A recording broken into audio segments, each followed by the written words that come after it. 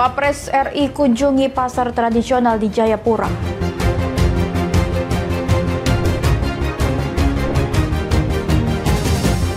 Korban banjir mau Pongo terima bantuan logistik Polri.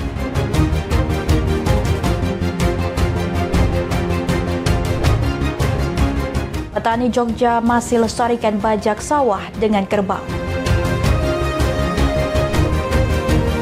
Halo, selamat malam pemirsa setia Berita Nasional TV. Senang sekali Berita Nasional Malam kembali hadir menyapa Anda. Selain 3 berita utama tadi, akan ada informasi lainnya dari dunia, politik, ekonomi, hingga sosial sedang akan diperbincangkan. Tentunya bersama saya, Lydia Junita. Baik, kita langsung ke informasi utama pemirsa. Wakil Presiden Gibran Rakabuming Raka melakukan kunjungan kerja ke Jayapura, Papua. Dalam kunjungan kali ini, Gibran mendatangi pasar tradisional dan menyapa para pedagang. Dalam kunjungannya pada Kamis pagi di 2 pasar tradisional, Gibran berinteraksi langsung dengan warga dan pedagang. Selain menyapa masyarakat, Gibran membeli sejumlah barang dagangan sebagai bentuk dukungan kepada UMKM lokal. Kehadiran Gibran disambut hangat oleh warga yang sedang beraktivitas di sekitar pasar. Ia tampak akrab berbincang dengan warga dan para pedagang, bahkan beberapa warga turut mengabadikan momen tersebut dengan berfoto bersama. Kunjungan ini merupakan bagian dari agenda kerjanya untuk melihat secara langsung kondisi perekonomian dan aktivitas masyarakat di wilayah timur Indonesia. Sementara itu, Wali Kota Jayapura Abi Sairolo menyambut baik kunjungan Wapres Gibran Rakabuming Raka di Kota Jayapura. Wapres berharap dalam kunjungan ke Kota Jayapura, khusus di pasar tradisional Hamadi dan Yutefa, bisa menyapa masyarakat dan para pedagang. Wali Kota menambahkan telah menyerahkan proposal pembangunan pasar Yutefa kepada Wapres untuk direvitalisasi menjadi pasar modern. Bersamaan dengan kunjungan Pak Wapres ke Papua, ke Kota Jayapura, sejak hari kemarin, tanggal 17 dan hari ini tanggal 18, berada di pasar Yutefa. Dan dalam kunjungan beliau turun dan menyapa semua pedagang. Kita cukup lama lah di pasar Yutefa. Dan saya sebagai wali kota sudah menyerahkan proposal pengusulan. Usai mengunjungi 2 pasar tradisional di Kota Jayapura, Wakil Presiden Gibran Rakabuming Raka rencananya akan melanjutkan kunjungan ke Sekolah Rakyat dan Rumah Sakit Jayapura. Setelah itu dijadwalkan kembali bertolak ke Jakarta. Dari Jayapura, Papua, Rifa Donai, Berita Nasional TV. Informasi selanjutnya, Presiden Prabowo Subianto akan membentuk tim reformasi kepolisian dan melantik Ahmad Doviri sebagai penasihat khusus Presiden bidang keamanan, ketertiban masyarakat, dan reformasi Polri. Kapolri Jenderal Listio Sigit Prabowo mengatakan institusi Polri telah melakukan perbaikan selama ini. Presiden Prabowo Subianto akan membentuk tim reformasi kepolisian dan melantik Ahmad Doviri sebagai penasihat khusus Presiden bidang keamanan, ketertiban masyarakat, dan reformasi Polri. Kapolri Jenderal Listio Sigit Prabowo mengatakan institusi Polri telah melakukan perbaikan selama ini. Kapolri menjelaskan selama ini upaya perubahan kepolisian ke arah lebih baik sudah dilakukan. Polri menurut Jenderal Sigit menerima masukan dari masyarakat untuk perbaikan institusi. Ya, yang jelas pasti Polri akan menindaklanjuti apa yang akan menjadi kebijakan. Oke, kalau untuk reformasi sendiri dari Bapak sendiri itu seperti apa sih Pak yang mendesak untuk dilakukan? Kita terus melakukan upaya transformasi dan reformasi untuk perbaikan. Artinya Polri selalu terbuka terhadap evaluasi. Kapolri juga menjawab anggapan penanganan demonstrasi oleh pihak kepolisian dinilai brutal. Kapolri menilai penanganan demonstrasi oleh anak buahnya sesuai dengan aturan. Namun jika situasi demonstrasi dinilai sudah bukan koridor unjuk rasa, pihak kepolisian melakukan sejumlah penindakan. Tahapan penindakan, kata Kapolri, sesuai dengan aturan yang ada. Dari Jakarta, Tim Liputan Berita Nasional TV. Coldplay Como, tempat bermain anak, kembali membuka gerai ke-6-nya di Lipo Mall Nusantara, Jakarta. Gerai ke-6 ini menegaskan komitmen Coldplay Como untuk mengajak lebih banyak orang bergembira dalam permainan arcade.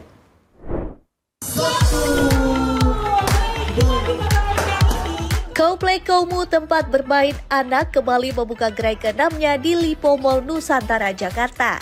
Gerai ke-6 ini menegaskan komitmen Kauplay-Komu untuk mengajak lebih banyak orang bergembira dalam permainan arcade. Hal itulah yang menjadi salah satu alasan dibalik pemilihan Lipo Mall Nusantara sebagai lokasi gerai ke-6 CPCM ini. Hadirnya CPCM di Lipo Mall Nusantara juga mampu lebih memeriahkan suasana mall.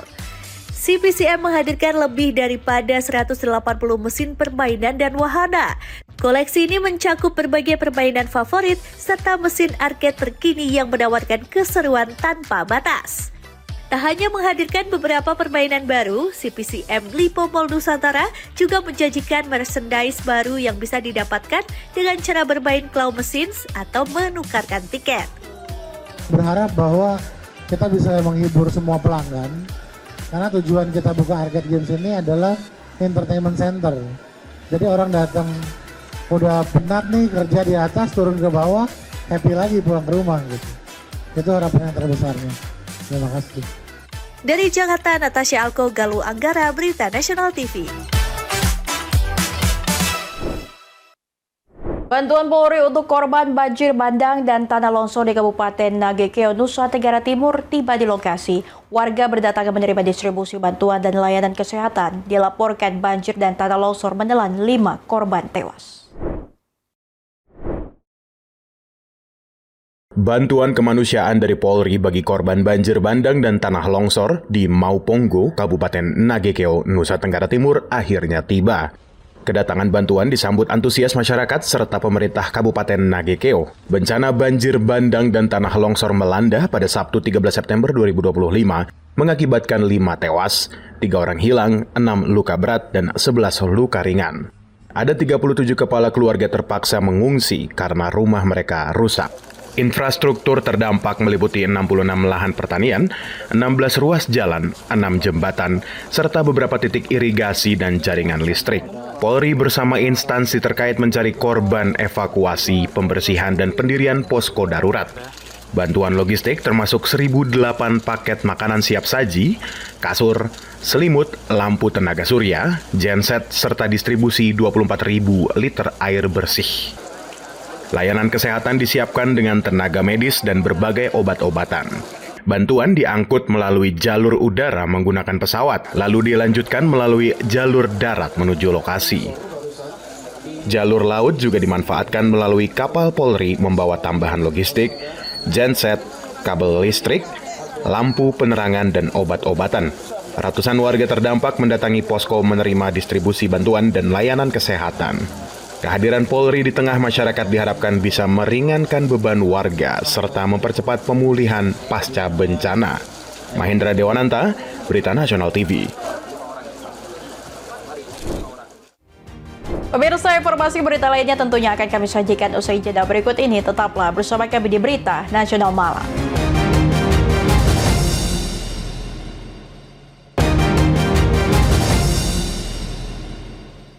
Bencana banjir bandang yang melanda Kecamatan Mauponggo, Kabupaten Nagekeo sejak 8 hingga 9 September 2025 lalu tidak hanya menelan korban jiwa, menghanyutkan puluhan rumah dan infrastruktur warga, tetapi juga melumpuhkan pasokan air bersih di wilayah. Untuk membahasnya bersama kami telah tersambung narasumber kami, Letu CKM Dr. Bambang Sugiarto MM dan Kim Medis Batalion TP 834 WM. Selamat malam, Dok. Iya, selamat malam. Bagaimana, Dok, kabarnya hari ini? Ya, alhamdulillah sehat juga. Oke, baik, ini kita masih terkait bencana alam banjir di Bali dan juga Mauponggo NTT ya. Bagaimana tanggapan Anda sebagai dokter militer yang turun langsung? Bagaimana Anda menilai kesiapan sistem tanggap darurat di lokasi bencana dan apakah personil medis militer sudah cukup cepat memadai dibanding kebutuhan korban? Jadi untuk penanganan bencana ini, yang pertama itu memang kan kejadiannya itu tanggal 8 September ya. Itu kurang lebih pukul 18.30 atau setelah maghrib. Nah, kejadian itu memang cukup cepat karena tidak bisa diprediksi sebelumnya, karena memang ini kejadian pertama kali di lokasi ini di Mauponggo. Nah, untuk tanggap darurat dari pihak-pihak terkait, termasuk dari Pemda, BNPB, dan lain-lain, itu sementara saat kejadian itu cukup cepat ya, karena kendala di sini adalah untuk akses menuju lokasi itu terputus semua karena adanya longsor di beberapa titik, sehingga untuk akses menuju lokasi itu agak sulit. namun kami dari tim TNI kebetulan sudah mencari tempat atau jalan yang terbaik untuk mencapai lokasi lebih dulu, sehingga saat kami sampai itu hari kedua di lokasi kami sudah bisa melakukan pelayanan atau memberikan obat terutama untuk pelayanan ke korban. Nah, untuk tanggap daruratnya itu antar instansi sih cukup baik ya, koordinasinya antar instansi, sehingga kita dalam melaksanakan tugas di lapangan itu tidak ada kendala atau tidak ada kesulitan seperti itu. Oke baik dok, ini kan seringkali bencana banjir ini disertai ancaman penyakit menular juga ya dok ya, mulai dari diare hingga infeksi kulit. Apa ada temuan medis yang paling serius di lapangan dan bagaimana strateginya dok dari TNI sendiri mengendalikan potensi wabah pasca banjir ini? Oke. Jadi untuk memang penyakit di sini diare cukup banyak ya, karena kan di sini masalah air bersih itu masih cukup jadi prioritas utama, karena beberapa pipa itu terjadi kerusakan akibat dari banjir itu sendiri, sehingga pasien-pasien atau masyarakat yang mengalami penyakit itu cukup tinggi. Nah, kita dari TNI sendiri itu sudah melakukan beberapa rencana ke depan. Nah, seperti kita koordinasi dengan puskesmas atau dinas kesehatan dan dinas-dinas terkait untuk bantuan terutama untuk air bersih. Jadi memang dari PMD itu menyediakan truk tangki supaya bisa mendapatkan air bersih untuk warga-warga yang membutuhkan. Kemudian untuk warga yang mengalami sakit, terutama entah sakit diare ataupun sakit pasca bencana, entah itu bisa karena luka-luka ataupun karena trauma mental dan lain-lain, itu kita sudah menyiapkan beberapa tim yang sudah di tempat, sehingga ketika ada butuh bantuan kita bisa langsung melaksanakan tugas di lapangan seperti itu. Baik, tadi Anda mengatakan banyaknya kekurangan air bersih ini ya. Di lapangan ini warga mengeluh kekurangan air bersih dan juga fasilitas kesehatan darurat. Tapi apa kendala utama yang membuat suplai kebutuhan dasar ini belum sepenuhnya terpenuhi? Selain masalah banjir ini, Dok. Jadi untuk air bersih memang di sini menjadi faktor utama ya untuk kendala di lapangan, karena memang pipa-pipa yang seharusnya biasanya digunakan untuk menyalurkan air bersih itu semua rusak. Nah, sehingga air bersih sementara hanya bisa dilakukan melalui pengiriman melalui tangki air. Nah, untuk tangki air itu sendiri pun untuk kendaraan hanya terbatas. Nah, sehingga untuk air bersih sendiri itu masih tetap terkendala sulit. Nah, ini untuk ke depan memang dari pemerintah akan merencanakan pembangunan untuk pipa-pipa air yang sudah rusak, sehingga ke depan aliran air bersih bisa berjalan dengan lancar seperti itu. Oke baik, berarti sebagian dari TNI ini apakah ada sinergi efektif dengan BNPB, tentunya dari Pemda juga dan Kementerian Sosial dalam menangani bencana, atau sekiranya masih terjadi tumpang tindih untuk koordinasi ini, Dok? Untuk koordinasi antar instansi itu sampai saat ini sih masih terbilang cukup baik ya komunikasinya.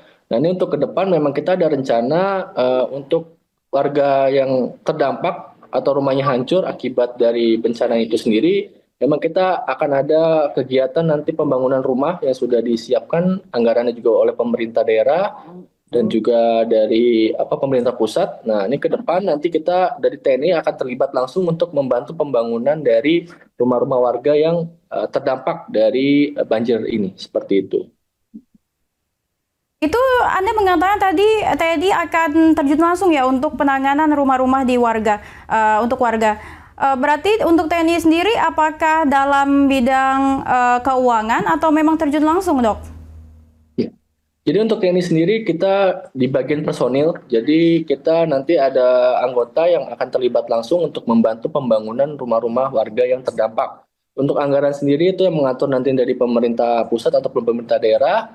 Kita dari TNI hanya sebagai pelaksana dukungan untuk personil dan dukungan untuk teknis, entah itu mungkin alat berat dan lain-lain, itu semua nanti mengatur dari pemerintah daerah dan pemerintah pusat seperti itu. Oke baik, berarti anggarannya langsung dari pemerintah sendiri ya, Dok ya. Dan ini dalam konteks penanganan medis militer ini, apakah Anda melihat perlu adanya pembaruan doktrin atau SOP agar TNI juga bisa lebih optimal, Dok, menangani bencana alam dalam skala besar nantinya di kedepannya? Jadi memang kita batalionnya itu sendiri merupakan batalion teritorial pembangunan yang terdiri dari beberapa kompi, mulai dari kompi pasukan, senapan, kemudian ada peternakan, peternakan, pertanian, seni, dan terakhir ada kompi dari kesehatan. Nah, dengan adanya batalion TP ini, terutama di kompi kesehatan, diharapkan nanti ke depannya memang kita fokus ketika ada contoh bencana-bencana seperti ini ataupun pelayanan-pelayanan kesehatan lain itu bisa langsung terjun langsung ke masyarakat. Nah, dengan adanya kompi seperti ini diharapkan ke depannya mungkin doktrin untuk kesehatan untuk langsung terjun ke masyarakat itu bisa langsung terasa ke masyarakat yang terdampak baik entah itu bencana ataupun pelayanan kesehatan lainnya seperti itu.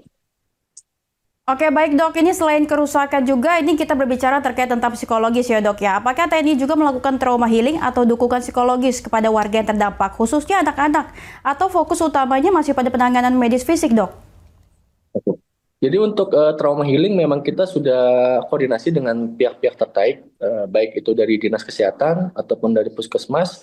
Untuk rencana memang kita besok akan merencanakan trauma healing akan berpusat mungkin di Puskesmas di Mauponggo, dan kalaupun ada beberapa yang tidak bisa hadir, kita akan langsung terjun langsung ke rumah-rumah yang kira-kira korban dari pasca bencana. Jadi memang kita akan cek secara langsung apakah memang perlu pendampingan untuk terapi psikologi. Nah, untuk terapi medis pun tetap kita laksanakan karena kemarin kita sudah keliling dan bahkan sampai hari ini kita sudah keliling ke rumah-rumah, sudah mengecek untuk warga-warga yang kira-kira masih perlu penanganan medis terutama akibat dari bencana, itu kita langsung turun langsung. Nah, untuk besok selanjutnya tetap kita akan melaksanakan tindakan medis dan juga trauma healing bagi warga terdampak dari banjir itu sendiri.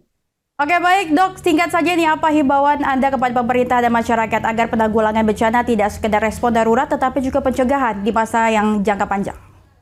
Oke. Jadi kalau himbauan dari kami, terutama di medis dan juga militer tentara, itu memang pertama untuk sungai-sungai atau rumah-rumah warga yang berada di sekitaran rawan bencana, baik itu di sungai ataupun di dataran yang tinggi, mungkin untuk bisa ke depannya di relokasi atau mungkin bisa dikoordinasikan dengan pemerintah setempat supaya memang mungkin untuk evakuasi ataupun nanti bisa ke depannya mungkin rumah-rumahnya akan bisa dipindahkan ke tempat yang lebih aman sehingga kejadian bencana seperti ini tidak terulang kembali untuk di tahun-tahun yang akan datang ataupun selanjutnya seperti itu. Oke, baik, terima kasih Dok atas waktunya. Letu CKM Dr. Bambang Sugiarto MM dan Kim Medis Batalion TP 834 WM yang telah berbagi pandangan dan pengalaman terkait penanganan korban banjir di Mauponggo dan sekitarnya. Selamat bertugas kembali Dok. Ya, terima kasih, sama-sama. Pemirsa, bencana banjir bukan hanya mengingatkan kita pada rentannya alam, tetapi juga pentingnya kesiapsiagaan, solidaritas, dan mitigasi sejak dini. Semoga upaya dilakukan TNI bersama seluruh pihak dapat menguatkan korban dan menjadi pelajaran penting untuk mitigasi bencana ke depannya. Pemirsa, jangan kemana-mana, tetap saksikan Berita Nasional.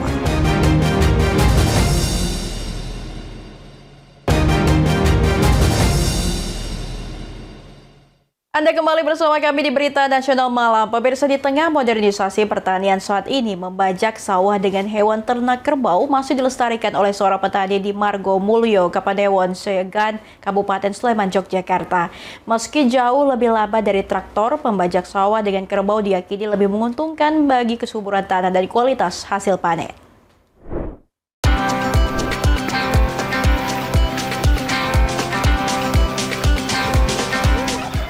Saat ini cara lama membajak sawah dengan hewan ternak kerbau sekiranya menjadi pemandangan yang unik dan menarik.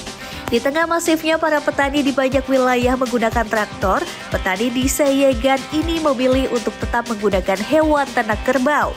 Supriyanto, petani asal Paduguhan Druju, Kelurahan Margodadi, Seyegan, mengaku tetap lebih senang membajak sawah dengan kerbau. Dia menyebut selain melestarikan tradisi nenek moyang, membajak sawah dengan kerbau juga membuat hasil olah tanah untuk menanam lebih baik daripada menggunakan traktor. Menurut Supriyanto, membajak sawah dengan traktor membuat tanah terlalu matang sehingga kurang baik untuk tanaman. Sekitar 1.000 kurang dikit. Itu kalau dibaca pakai ini berapa hari? Nek demikian ya, nek dadi ler-leran ya sekesuk. Jam pagi. Supriyanto mengakui membajak sawah dengan kerbau membuat proses pengolahan lahan menjadi lebih lama. Untuk lahan seluas 1.000 meter persegi, membajak sawah dengan kerbau membutuhkan waktu sehari dari pagi hingga sore.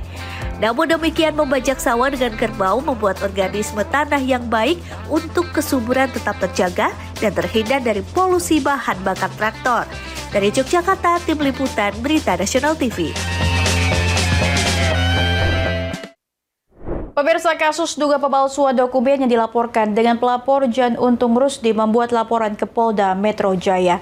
Dalam laporannya itu, Jan Untung melaporkan atas nama Tony atas duga pemalsuan surat BP Jakarta Utara. Laporan tersebut kini telah diterima oleh pihak Polda Metro Jaya. Dalam laporannya itu, Jan Untung melaporkan atas nama Tony atas dugaan pemalsuan surat BP Jakarta Utara. Laporan tersebut kini telah diterima oleh pihak Polda Metro Jaya. Merasa dirugikan dengan munculnya surat BP Jakarta Utara yang diketahui pada bulan Februari 2024 yang diduga palsu dan digunakan oleh terlapor Tony untuk melaporkan terlapor hingga menimbulkan prasangkaan palsu bahwa telah terjadi blokir terhadap SHGB nomor 1481 Kamal Muara di mana faktanya tidak terblokir. Terus terkait tadi yang kami laporkan, ya ada surat yang kami duga yang keluarkan adalah oknum dan yang menggunakan itu orang yang sama sekali tidak punya hak terhadap surat yang dimaksud. Karena surat itu diperuntukkan untuk klien kami sebenarnya, tapi yang terima orang lain dan yang gunakan orang lain. Atas kejadian tersebut, korban merasa dirugikan dan melaporkan kejadian ini ke SPKT Polda Metro Jaya. Dari Jakarta, Teofandi, Berita Nasional TV melaporkan. Pemirsa, Polda Metro Jaya memastikan 2 orang yang dilaporkan hilang pasca unjuk rasa akhir Agustus lalu telah ditemukan dan dikembalikan ke pihak keluarga. Keduanya diketahui meninggalkan rumah tanpa pamit ke pihak keluarga untuk mencari nafkah di luar kota. Polda Metro Jaya mengungkap motif 2 warga yang sebelumnya dilaporkan hilang pasca unjuk rasa akhir Agustus lalu meninggalkan rumah. Keduanya pergi tanpa pamit ke keluarga demi mencari nafkah untuk penghidupan yang lebih layak. 2 dari 3 orang yang sempat dinyatakan hilang pasca unjuk rasa yang berakhir ricuh akhir Agustus lalu kini telah ditemukan. Mereka adalah Bima Permana Putra dan Eko Purnomo. Keduanya ditemukan di Malang, Jawa Timur dan Kalimantan Tengah pada Rabu kemarin. Bima Permana Putra meninggalkan rumah pada 31 Agustus dan dilaporkan hilang oleh pihak keluarga ke Polsek Cikarang Selatan, Kabupaten Bekasi pada tanggal 6 September. Pria berusia 29 tahun ini berangkat ke Malang, Jawa Timur dengan maksud berdagang mainan. Akhirnya ditemukan petugas Polda Metro Jaya di depan sebuah kelenteng. Kepada petugas, Bima mengaku meninggalkan rumah karena ingin hidup mandiri. Demikian juga dengan Eko Purnomo, pria yang juga dilaporkan hilang ke Polsek Cempaka Putih, Polsek Johar Baru, Jakarta Pusat, dan ke Komisi untuk Orang Hilang dan Korban Tindak Kekerasan atau Kontras. Belakangan diketahui Eko meninggalkan rumah tanpa pamit untuk mencari nafkah dengan bekerja di sebuah kapal penangkap ikan. Eko Purnomo ditemukan petugas di Kabupaten Sukabara, Kalimantan Tengah dan dibawa ke Jakarta untuk dikembalikan ke pihak keluarga. Setibanya di Malang, Saudara Bima tinggal selama beberapa lama di sebuah hotel yang kemudian melaksanakan aktivitas berjualan mainan berupa mainan barongsai di kawasan Kelenteng Lama. Nah, pada akhirnya pada tanggal 16 September 2025, Saudara Eko menghubungi ibunya. Setelah itu kami bersamaan juga memang sudah berkomunikasi dengan orang tua dari ibu daripada Saudara Eko, mendapatkan informasi bahwa yang bersangkutan sedang bekerja di sebuah kapal. Bima Permana Putra dan Eko Purnomo memohon maaf kepada keluarga dan kerabat karena telah menyusahkan dengan kepergian mereka tanpa pamit. Keduanya juga menyampaikan terima kasih kepada aparat kepolisian yang telah membantu pihak keluarga mencari keberadaan mereka. Pertama saya ucapkan mohon maaf untuk ibu saya karena sudah membuatnya khawatir.